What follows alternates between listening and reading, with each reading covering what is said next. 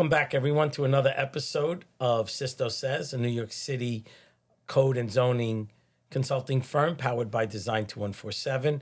I'm here today with Chris Calabrese of CS Organizations. Chris, welcome aboard. Thank you. Thank you for having me. So, we know each other. I know your dad and your uncle a long time, but then I got to meet you several years ago, and we've chatted about the real estate world. So, having a dad and an uncle in the real estate business for a very long time, here you are running your own thing. So, tell us a little bit about what you do and how you got here. Started in real estate at 18 years old. That's all I've ever done. And started residential, a little bit of commercial. Fell into a love for development, which basically turned into financing because of the network and relationships I built in that department.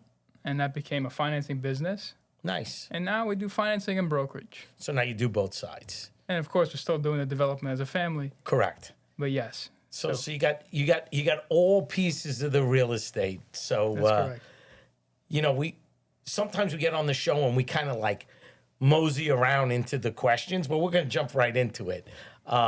Many years ago, my father owned a lot of real estate here in Queens, not in Brooklyn. We owned some stuff here in Brooklyn and in the Bronx. And the trend always was if interest rates are high, the prices are lower. If the interest rates are low, the price on the real estate is high. But today, even in my own personal life, I just sold my primary residence. There's no inventory.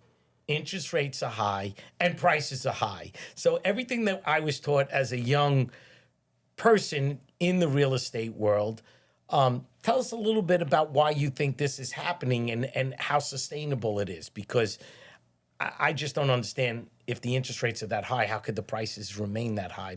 But they are. It's a supply and demand equation. And I think that there's just, like you said, there's no inventory. So if there was a normal amount of inventory, then I believe the prices would come down because demand would kind of level out. But we're seeing an increase in demand because we're seeing an increase in population across the country. And, certain states are benefiting more than others. Right. So, this is what's keeping the prices high.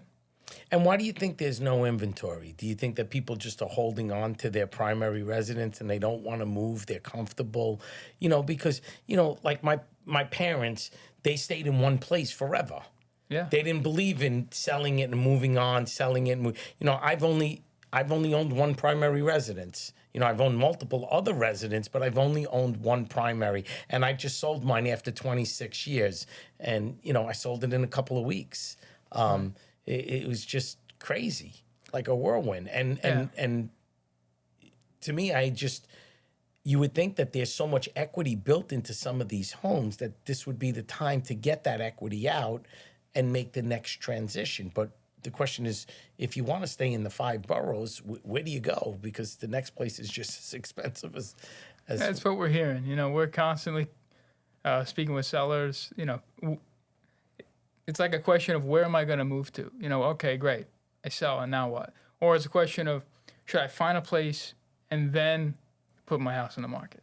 Then it's a question of can you afford to do that? Right. So it's a very cheap, like a chicken before the egg. I chose selling, sitting back right now, and looking for something else. And it took me time, but I didn't want to put myself where I sold my place. I entered into another deal. My deal was contingent on selling mine and buying something else. It's very, very risky. Yeah. Very risky right now, especially without a bank. That makes it even tougher because there's no fallback. That closing doesn't happen. Then what do you do? Now you signed the contract. You're supposed to close. It is difficult for homeowners to maneuver that. On the commercial side, we've had here in New York City for the longest time a 421A, where we were all able to benefit from the tax incentives. We were very busy for a long time, and then they pulled 2 years ago they stopped it. Now we have the 485X. It's here. Our office in the first few days got a bunch of calls, and we haven't heard from anybody since.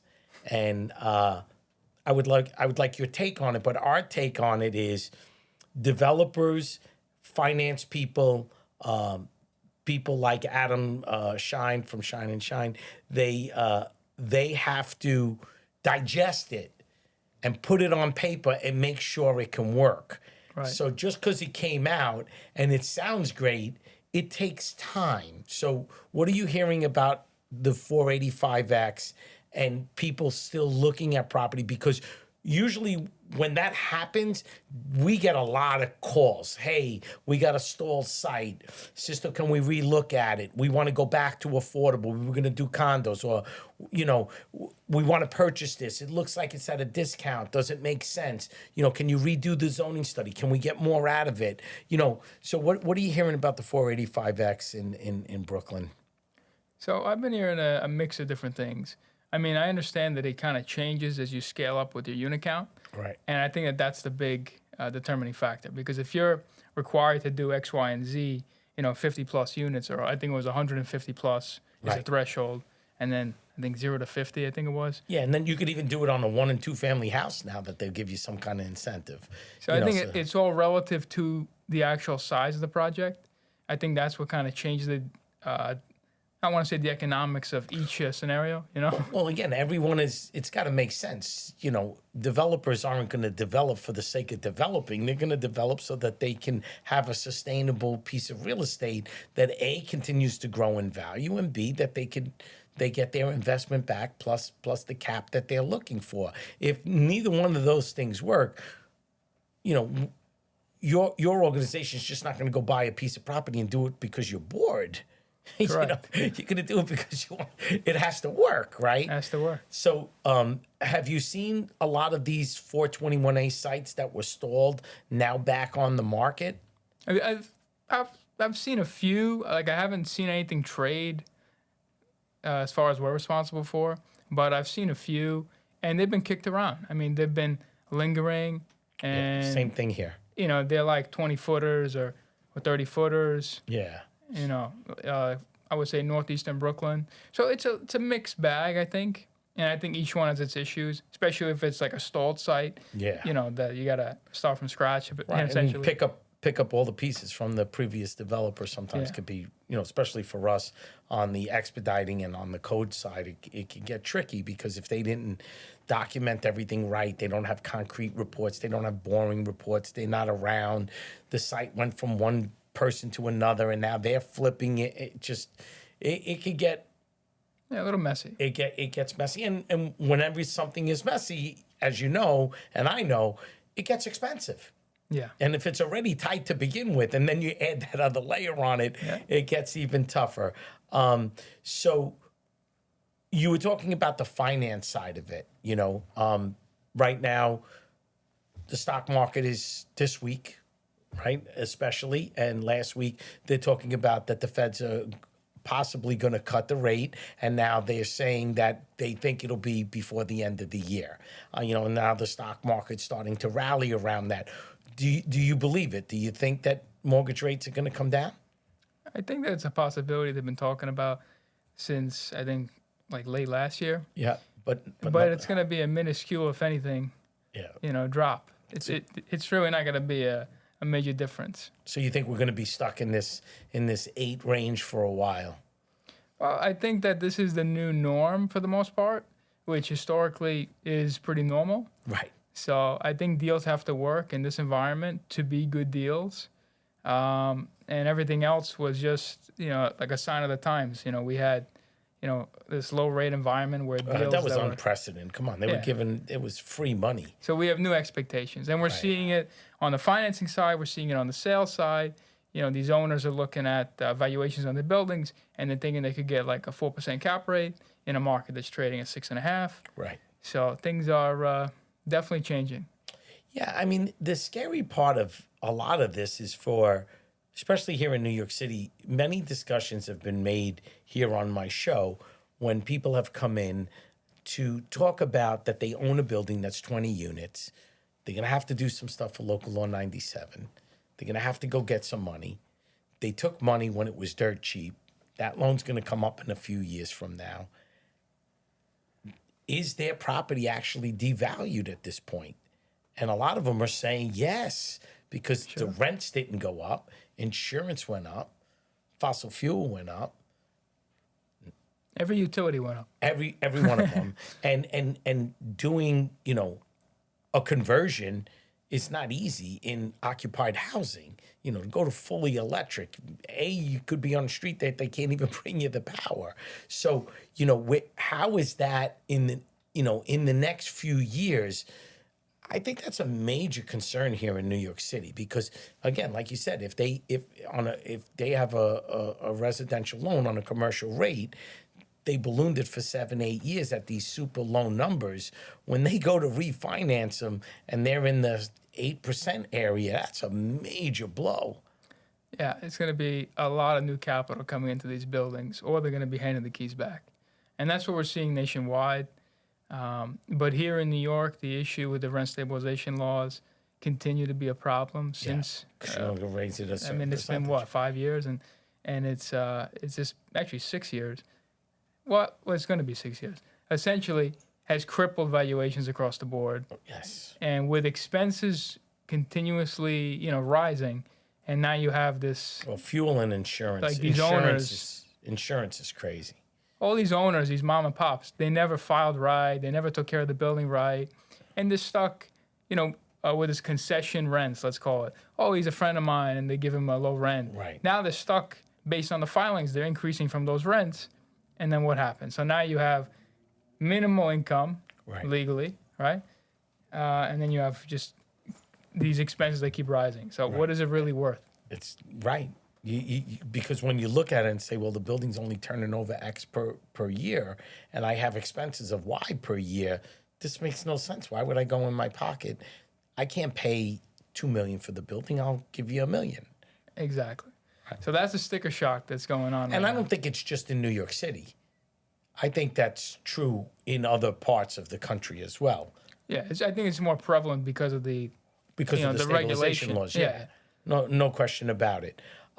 New construction. We see a lot of cranes around New York City, and people stop me all the time when I go to dinner or we're having a drink somewhere, and they ask me, "Sir, you must be busy. There's cranes everywhere." I go, "No, that's stuff from 5 years ago.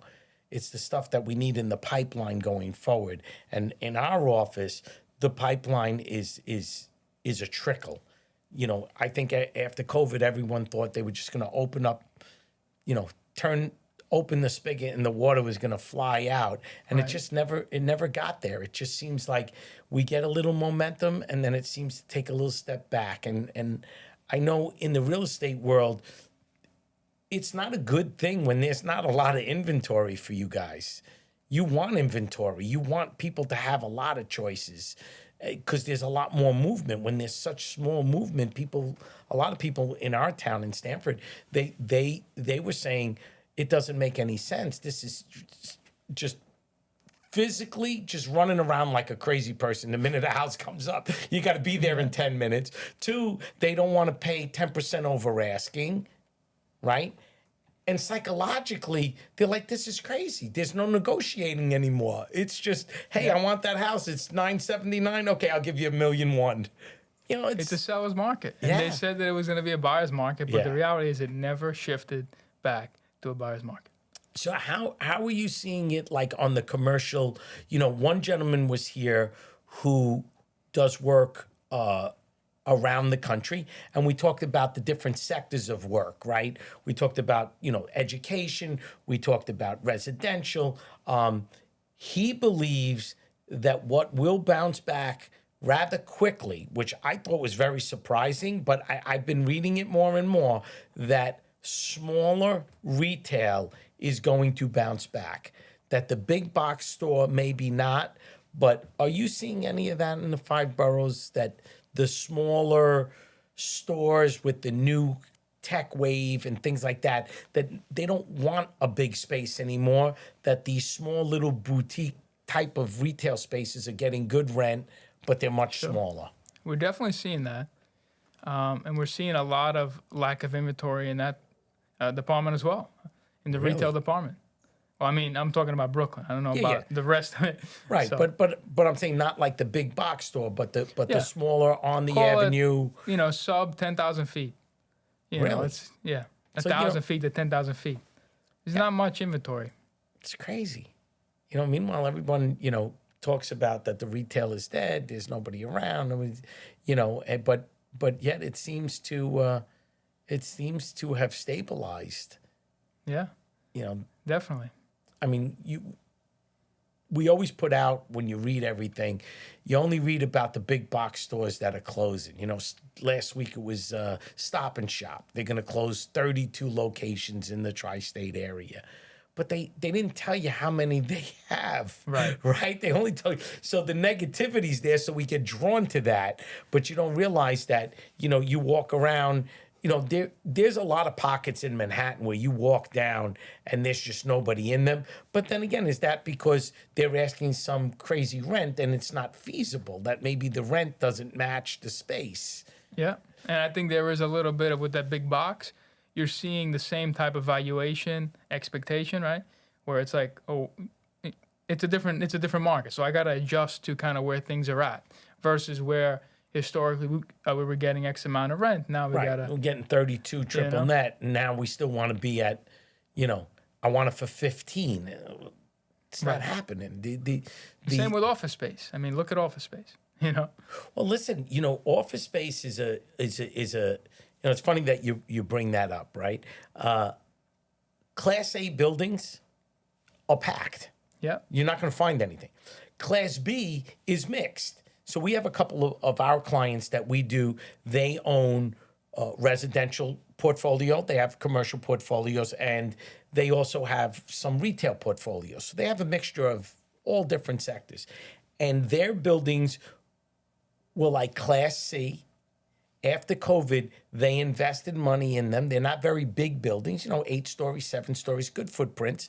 But they changed their model. They went to a smaller, they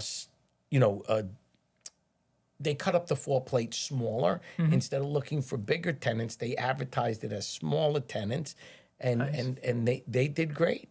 They're doing great. Now, the Class C and D buildings, you can't give them away. The buildings that are old and tired, nobody wants to be in.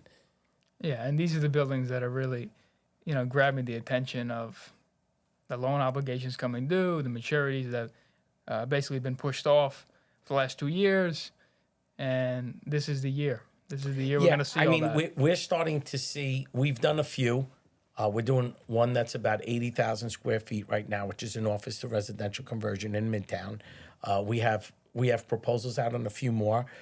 They're trying to get their financing, but they projected their rents as offices versus projecting rents as luxury apartments. Really? And it's going to be expensive for them to do it, but part of the problem, Chris, and this in real estate, we talk in generality, right? Right. We talk in generality, but yet if you're in Bay Ridge and you're on Shore Road, a house comes up for sale. It doesn't matter what the rest of the market is doing. If someone wants to live on Shore Road, they'll pay 20% more. Right? Because of the location. So when we speak of generality, people say, oh, office to residential doesn't work. No, that's not true.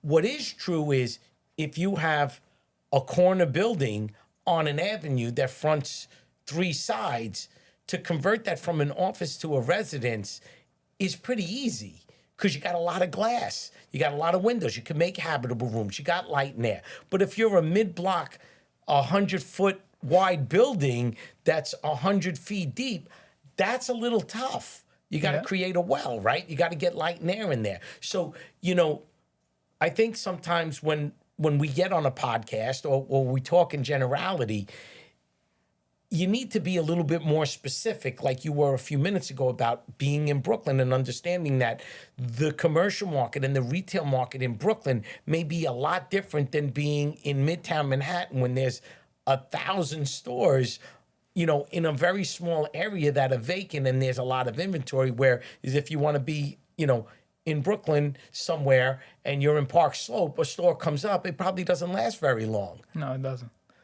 So, really doesn't. So the generality really doesn't work. It's Right. knowing where you are and what your market is what we're hearing on the. Remember, a lot of the things that we do, Chris, developers come to us sometimes 3-4 years before they even put a piece of they even hire an architect, right? Come to us just like they would to you. Hey, look, we own this piece of property. We did a preliminary zoning study. It says we could add another 50,000 square feet. Okay, they have an idea. They come to us. Can you confirm it? Because maybe they heard it from somebody. So they come to us. We do a full zoning study. They review it. Now they go, okay, they go talk to a CM or a GC. Okay, well, what's it going to cost? Well, then they come to someone like you and go, well, how much is it going to cost for me to borrow this money? It doesn't just happen that someone's going to put 50,000 square feet on a building in downtown Brooklyn. They didn't just wake up and think of this. Definitely not. So the thing that we're not seeing is that volume of questions is just not here yet. It's sporadic. It comes in, floats around. Because of the challenges. There's just so many variables that haven't really landed anywhere. We got the lending environment. You got the inventory issues. There's just so many different things. You got the political situations here in New York. Right. Then you got the election. So, there's so many, variables. And I also think that it got a lot more expensive to build in New York City. Oh, yeah. The regulations have, and rightfully so. We're a big proponent of having laws to make sure that people on the street are safe while we're building, that the people in the building are safe, that when the building is built. But again, we get the calls all the time. Oh, sister, you just sent out another newsletter last week that talked about we got to have our parapets inspected. And then it's local law 97 for the energy. And then it's local law 87 for the energy code. And so there's always, and rightfully so, but every one of these layers costs money. Right. They're not free. That's true. So what you built, what your dad and your uncle probably built 25 years ago cost X, and they probably thought that was expensive. Today, it's X plus and plus and plus and plus because the regulatory things have added to that layer, just like the 485X. Yeah. When you're done, if you want this program, you got to make sure that everyone is union. This is that. So when you start reading all those layers in there, that's why I think that hasn't really started yet because developers still trying to fit it into their program and seeing, what's the right ratio. Yeah. Where's the balance between efficiency and making this thing work? Right. And at the end, having a property that's sustainable and not going to get devalued because you borrowed money at 8% and you may have to reborrow it in 10 or 15 years at 15% or 12%. Remember, I came from a time in the 80s, my father borrowed money at 16, 17%. Yeah. That was normal. It's crazy. It's crazy to think about. Right, but then they went all the way down to 2 and 3%, and that seemed normal. So, like you said, I agree with you. 7-8% is perfectly normal. When I got my first mortgage, I was thrilled to be at 7%. Sure. So it's changed. So you did mention that you're doing some stuff down in Florida. People always think that the Florida market is crazy, booming, out of control, but yet it can't be. It's impossible. Not every place, but there's a specific area that I'm sure you can't buy anything, but yet you could go 3 blocks away maybe or 3 miles away and it's not booming. So give us a little bit, my show is really about New York City, but having to understand what's happening outside of New York City always tells a story about our city. So tell us a little bit about what's going on in Florida. In Florida, it's still a great market. The population is still in growth mode. Inventory is a problem in most of the major submarkets. The Miami, the Fort Lauderdale areas. They're still experiencing crazy prices. Yeah. One of the big things that we've noticed is that the property insurance, residential and investment, has been out of control to the point that the residents, they're like having issues affording, this new life where insurance is up, whatever, 150% or whatever it is. It was, I I was talking to my insurance broker about 6 or 7 months ago, and we had the discussion about Florida. So he says, Sister, you getting ready to retire? I said, no, I'm not retiring. I love what I do. I love the podcast. I love going out to dinner with people and talking real estate, talking expediting, talking development. It's my fabric. That's who I am. He goes, oh, you never see yourself going down to Florida? I said, it's not for me. I said, I love to golf, love to fish, love to do all the outdoor stuff, but Florida's not for me. He goes, nah, me neither. He goes, but all my relatives, they sold in Stanford at a very high value. They went down to Florida. They bought at a very good value, because they got out of here. They got there. No state tax. Yeah. It's big. He goes, until they realized that after they got there and their insurance went up 150%. Like you said, they were paying $3,000. Now they're paying $7,500. He goes, whatever they were saving on their taxes as retirees, they're giving back in insurance. He goes, it got to the point that I was reading articles about a lot of those big mansions down on the water, on the intercoastal, that a lot of the wealthy people are actually self-financing their insurance. They're not even going to get it. They're just taking a fund and saying, okay, the house is worth $6 million. They take a gamble for a year or two until they can put that money back somewhere, and they let that money sit there and they just let it grow. Yeah. Because some places $200,000-$300,000. It's a challenging thing that you really can't control. It's more of a climate situation. And on the investment side, you could only imagine if you have a developer. And we had a client that went through this process. Actually, we had multiple clients that went through it, where you're projecting insurance at X. Oh. And you're in the middle of construction or conversion. Goes from $250,000 to $750,000. And now all of a sudden, you go for the refinance, and the insurance is, astronomically higher. And now your debt service is affected and everything else. So. Of course. Well, because it's not 3 or 4%. 3 or 4%, most people can handle. Sure. In any industry, 3-4%, because we could pass it along to the client. You could absorb some of it, maybe if you don't want to pass it on. But when it goes from, 40-50%, and again, if you get a couple of claims, even if you were right, even if you weren't, you won your claims, doesn't mean the insurances are going up across the board, regardless if you had claims or you didn't have claims. So insurance plays a big role in this market right now. There's no question about it. We almost lost 2 deals from it. I mean, just to give you a magnitude, of really what it actually does to the numbers.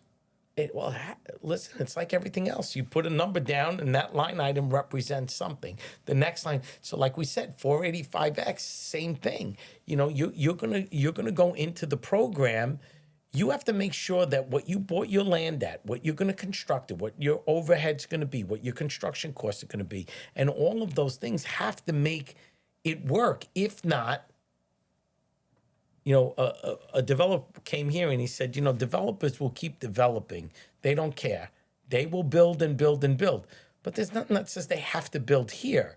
If they're developers, they'll build anywhere. They'll build in Florida. They'll build in Nashville. They'll build in Austin. They'll build in Philly. There's a lot of examples of New York guys going to obviously Florida. I mean, that's just second nature. But even West and we have a ton of our clients that were building here went to Jersey City. Oh yeah, a ton built big stuff, and then they went to Philly. Because they had those opportunity zones. Yeah. Where. Look, if you're a developer and you team up with someone who's in Nashville and you know how to build, you take your crew, you join your finances together, and there's these opportunity zones.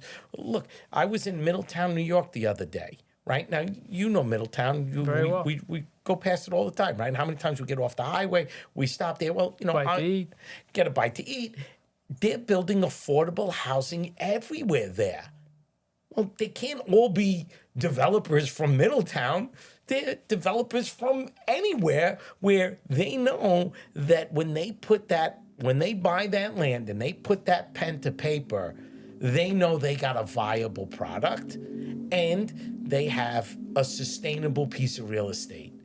So, this ego that we're always on, that you have to build in the 5 boroughs, is not true. It really isn't. If you got good demographics and you're in a good location, you really could build anywhere. I think the challenge becomes, the differences with entitlement. Obviously, every locality has different circumstances. 100%. And a lot of people that we see, specifically on the financing side, have like an idea of, oh, I could go to Texas, no problem. Start going through the process and realizing that it's a real, I would say, small community. There's other terms that we could describe it, but they don't like outsiders. So you need to know how to deal with those people. Well, and I wouldn't use the word deal with the people.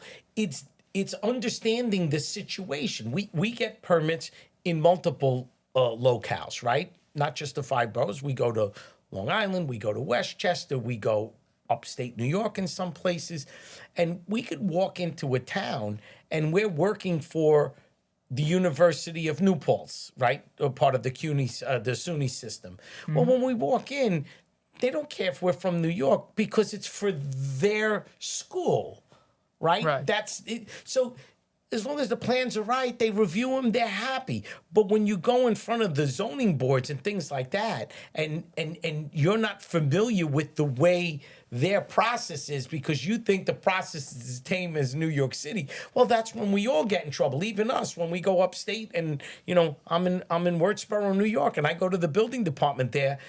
I'm always in a rush. My job is get it done.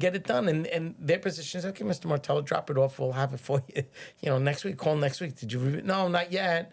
Okay. But our nature is the way we were groomed here in New York City. So I agree with you that fast and just because you know how to build in New York doesn't mean that you could just go to Texas and it's that simple, or go to. That's what I'm saying. A lot of the people that we speak to, they joint venture with someone else who's already built in Florida, or they've already built in Texas before, so they kind of know their way around. It's a great strategy, but it comes with its own complications as well. Of course, because now you got a partner. Yeah, and you gotta, it becomes a different dynamic, and sure, you gotta hope that you're in bed with the right person. Right, and you pick the right partner. That's right. You pick the right partner. So on my show, we're about 55 episodes deep now. I can't believe it. So I think you're episode 55, Chris. On one of the very first shows, a dear friend of mine, Andrew Peters, he's from Curry and Brown, and Andrew's job is to do cost estimating. Before even a set of plans are put together, he goes and, a university wants to build a new building and says, I want to build a new lab. And he says, okay, it's going to be $1,600 a square foot. And he has to give them an estimate to try to understand what it costs. And his job is to see in the future that in 3 years from today, when they put that shovel in the ground, and he told them it's 40 million, is it going to be 40 million? Is it going to be 50 million? Or is it going to be 30 million? And he has a great saying. He says, the rear view mirror is this big, but the windshield is that big. So now I'm going to ask you about not looking in the rearview mirror, but to look forward and give us a few predictions on what you think the real estate market's going to be, what the mortgage rates might be, and obviously with your opinion, no one ever holds you to it. Sure. And the good news is that I get to call you back next summer, and you get to come in and we find out if what you thought the forecast was, how close we are.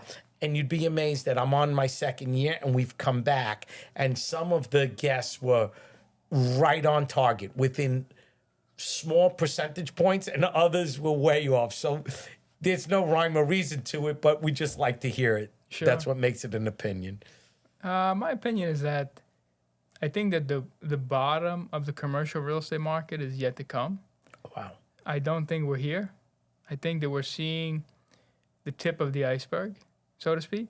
And I think that the maturities that are coming are really going to tell a different story. And I think opportunity for developers and investors alike is going to be fruitful.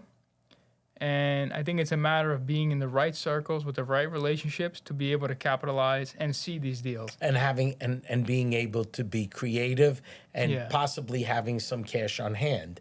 That's a big part of it. It's a big part of it because Leverages are going to be really tight, really tight, right? and you're going to need a lot of equity to actually do these deals, Yeah. especially on the distress side. Yeah. And what do you think? What do you think I know you said a little bit at the beginning of the show, but where do you think the interest rates land? They hover where we are now, a year from now? I think this is the new norm, plus or minus a few basis points. I don't think we're going to see at all major, adjustments. Yeah. I don't believe we're going to get back down Yeah. to 4% again. I don't think that's going to happen. Everybody that I speak to, and they all say the same thing. So I think that inventory will remain tight because I believe that the up and coming generation, let's call it from my age to like 25, I'm 29, is a renter type of population. They're not looking to, they're like looking for that freedom. They're not looking to be tied down. It's funny that you brought that up because Fran Volpe, who's the producer of the show, when they come in to film the show, we always go to lunch and we always have fantastic conversations about social media, and we also have a lot of life conversations. And I can honestly say I have conversations with him and with Nate like they're my own sons. And we were talking about the old school generation and buying real estate versus the new generation buying real estate. And you brought up the exact point that we were talking about being a renter's generation. And the conversation we had, which you may relate to as well, is, my dad passed away. He was 92 years old. Wow. He bought real estate, but he didn't care about anything else. He didn't care about vacation. He didn't care about a new car. He didn't care about a new pair of dress pants. He just wanted to buy real estate, and he sacrificed everything to own real estate. Because when he came from Italy and he came here, that was what gave them their feeling of success. And Fran and I talked about that today, that even my own children, they don't want to give that up. They want the house, but they also want the car, and they want the vacations, and they want to be able to do. And you're right. If you can rent and afford the rent, you don't have to worry about the maintenance. You don't have to worry about cutting the grass. You don't have to worry about any of those things. And if you make a good salary, there's money left over for you, and I hate to use this word, but to be a little bit about me, a little bit about selfishness, say, well, I can go to Florida. I could go on vacation. I could do this. I could wear nice clothes. I could buy the shoes I want. I could buy the... So you're right that has changed. I see it with my own family. I can only imagine that when you have conversations, like I'm having one with you, and I had one with Fran earlier today, is that comes out. Where I don't remember my dad ever talking about something like that. They were bent on, you got to go buy something. How dare you rent? And it doesn't apply to everybody. But, correct. But as far as overall, definitely you could say overall that's the mindset. And obviously, people that come from, real estate backgrounds, they're going to prioritize, investments. Sometimes an investment is not a residential home. It's you know what? I can't tell you how many people I know are very wealthy that do not own a home. They just dump all their money in rental property and commercial property. That's it. I have a friend of mine who's an architect. He came to the fundraiser that Why Not You Media had. And he called me the other day so excited. I think he's in his late 60s. And he said, Sisto, I'm finally a homeowner. And I was like, what are you talking about, Joel? He goes, Sisto, I got out of college. I rented an apartment in Manhattan. I've been there for 43 years. He goes, why would I ever move? My unit's rent stabilized. Oh, my God.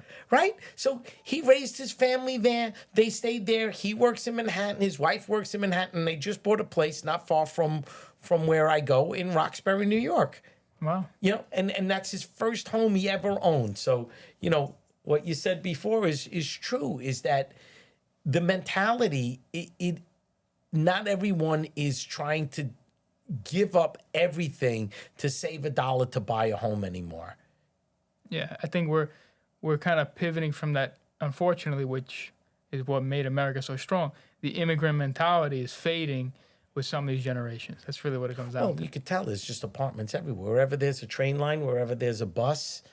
Transit oriented. Yeah, now they're going to build that new station from Bay Ridge all the way out to Jamaica.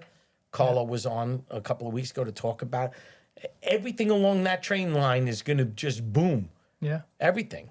sure. And the rail was Bay there Ridge already. is gonna continue to, Oh, it's crazy already. which it's done very well. I mean, the rents just, I can't Crazy. even believe it. You know. Crazy. Well, Chris, this was really, really a lot of fun. I'm glad I got you to come on. Thank you. Welcome to Sisto Says. And can't wait to have you back next year to see if our ideas and our thoughts were right. But Awesome. even if they weren't, at least we gave the viewers a little insight on what we're hearing and what we're seeing. Absolutely. Thank Thank you for taking having the me. time. Oh, absolutely.